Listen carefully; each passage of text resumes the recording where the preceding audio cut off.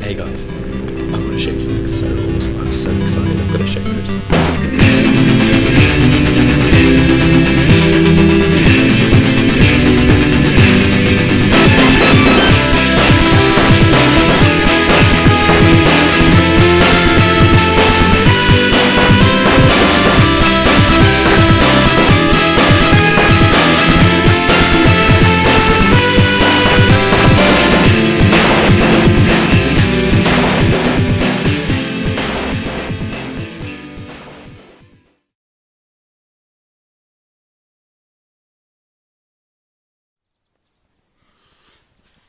Hi everyone, today is Monday the 11th of January 2011. I'm in New Zealand, Aotearoa, if you speak Maori, the land of the long white clouds. So kia ora everyone, hello. I'm at the top of a quarry in the middle of a place called Methven, which is about 118 kilometres west of Christchurch. And I found myself here because the hostel that we were staying at has become condemned after the 5-pointer aftershock that we had a little over a week and a half ago. We've been here now for about 3 days using provisions that we've collected, like pasta and tuna and coffee and all that kind of stuff, and we've been cooking it on the fire that we've been building daily ourselves. So I could excuse the plane that's flying over. There's a skydiving site not far away, so it's causing a bit of a nuisance. Anyways, we're just in this place called Methven. We're going to be making our way down some point today to the county of Oregon, where we're going to go to Lake Tekapo. Lake Tekapo, which is, if I've got my geography correct, is connected up with the Pudding Hill River, which is where we are right now, and I'm going to show you our camp. We've been staying in this quarry, as I said, for just a couple of days now. It's kind of cool. It's kind of got all the sort of facilities that we need. It doesn't have a toilet. You want to go to the toilet? It's over there, on the other side of that hill. I'll leave your imagination up to that. I'm going to show you basically all our things, like where we've been sleeping, where we've been eating, and where we've been washing. You'll notice that I'm wearing a Cool Rivers cap. This was given me by Graham Richardson, whose vineyard I was working on for about a week before. I met up with my newfound friends Barak from Israel and Rachel from Switzerland. So this is the cap he gave me. Plant that there on our car. Oh yeah, the beard coming on quite well. Barak says you can't see the skin now, so the beard is quite thick. Long disputed back in the UK, but you know, there you go. It's going to get only bigger and more beautiful, I'm afraid. Here's our car, our little mascot, the turtle. I forget what his name is. Rachel gets a little bit annoyed when me and Barak take the pouch and wrap it around his head as if he's been captured by Al Qaeda. But there you go. It's quite good actually being in this sort of quarry because we're a little bit sheltered from the road, which is important because camping without permit is not exactly the done thing.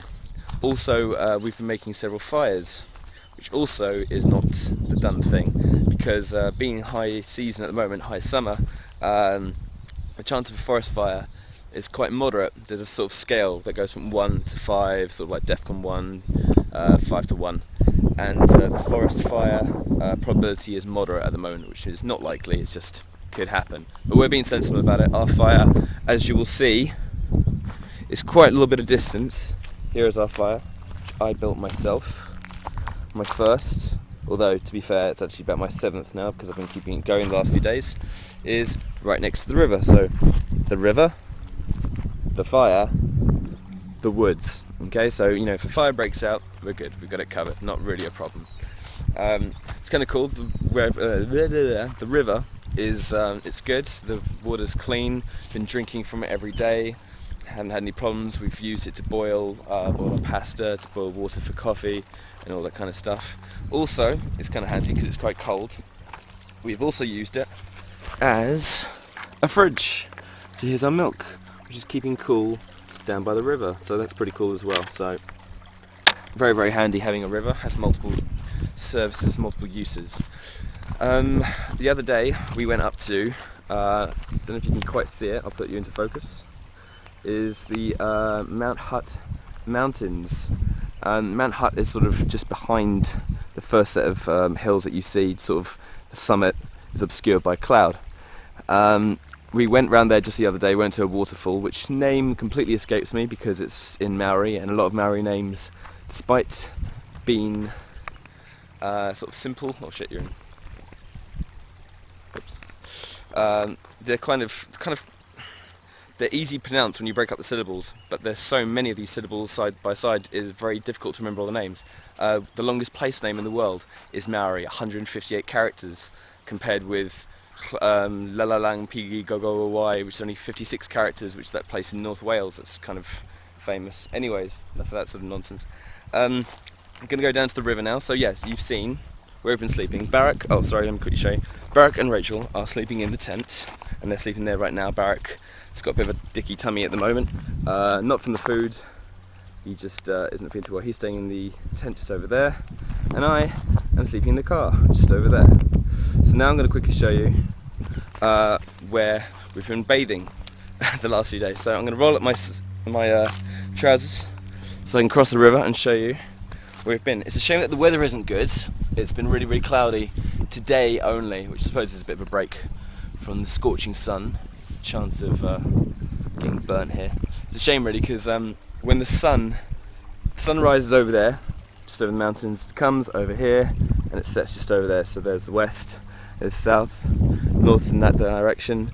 So I've been able to identify, thanks to Barak's help, the Southern Cross and the North Star, which is kind of cool the way they're sort of positioned. It's pretty interesting. You know your stars, know your astronomy.